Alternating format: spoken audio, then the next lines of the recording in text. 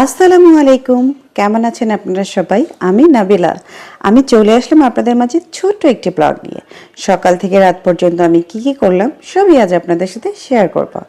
সকালবেলা ঘুম থেকে উঠে আমি নাস্তা বানিয়ে নিলাম। আমরা কিন্তু এই পরোটাটা আগের দিন বানিয়ে রাখি, পরের দিন ভেজে নেই, কারণ সকাল সকাল উঠে পরোটা বানাতে অনেক সময় চলে যায়।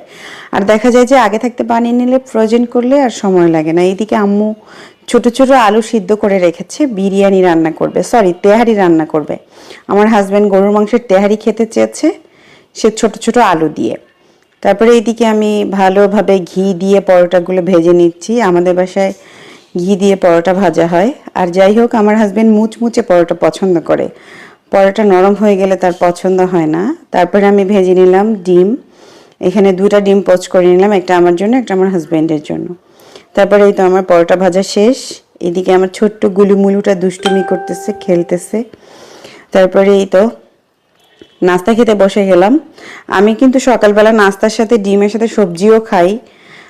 তো এই তো আমি নাস্তাটা খেয়ে নিচ্ছি। এখানে ছিল লতি আর কাঁঠালের বিচি দিয়ে আমার শাশুড়ি একটা সবজি রান্না করেছিল, ওটা বেঁচে গিয়েছিল।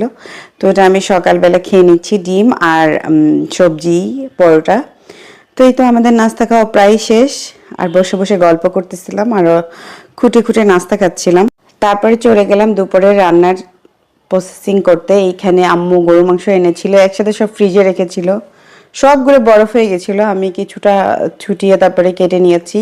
আর এদিকে ছোট আলুগুলো সিদ্ধ করে এই যে ভেজে নিচ্ছি। এগুলো আম্মু তেহারির মধ্যে দিবে। আমার হাজব্যান্ড আবার ছোট আলু দিয়ে তেহারি খেতে অনেক পছন্দ করে, গরু মাংস দিয়ে ছোট আলুর তেহারি। আপনারা কে কে পছন্দ করেন অবশ্যই কমেন্ট করে জানাবেন।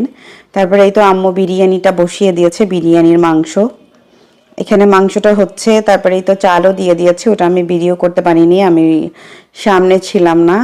এই যে ছোট আলু দিয়ে গরুর মাংসর তেহারি, এটা খেতে খুব বেশি মজা ছিল। আর বিশেষ করে আমার শাশুড়ি পুরান ঢাকার মেয়ে, তো ওনার হাতের তেহারি বিরিয়ানি খুব বেশি মজা হয়। এই যে তেহারির ফাইনাল লুক দেখেন কতটা ইয়াম্মি হচ্ছে।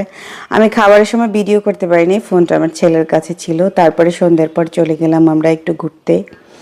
আমরা যাব অ্যাট দ্য ট্রাভেলে, ওইখানে গেলাম। এই তো আমার ছেলে আবার এখানে ডেজার্ট অর্ডার করছে, কেক। তারপরে এইখানে সে খেলনার ওইখানে গিয়ে একটু খেলাধুলা করতেছিল, অ্যাট দ্য টেবিলে যে বাচ্চাদের খেলারই, ওইখানে গিয়ে সে খেলাধুলা করছিল। তো বাবু খেলাধুলা করতে করতে আমার প্রচণ্ড ক্ষুধা পেয়ে গেছে, তো বাবুর বাবাকে বললাম চলো আমরা কিছু খেয়ে নেই। তারপরে আমি অর্ডার করেছিলাম সেট মেনু, সে অর্ডার করেছিল পাস্তা। আর বাবু তো আমাদের দুজনে থেকে একটু একটু করে খেয়েছে। ও অবশ্য খাওয়া দাওয়া অত পছন্দ না, ও খাওয়া দাওয়া করে না। তো এই ছিল আমার আজকের মতো ছোট্ট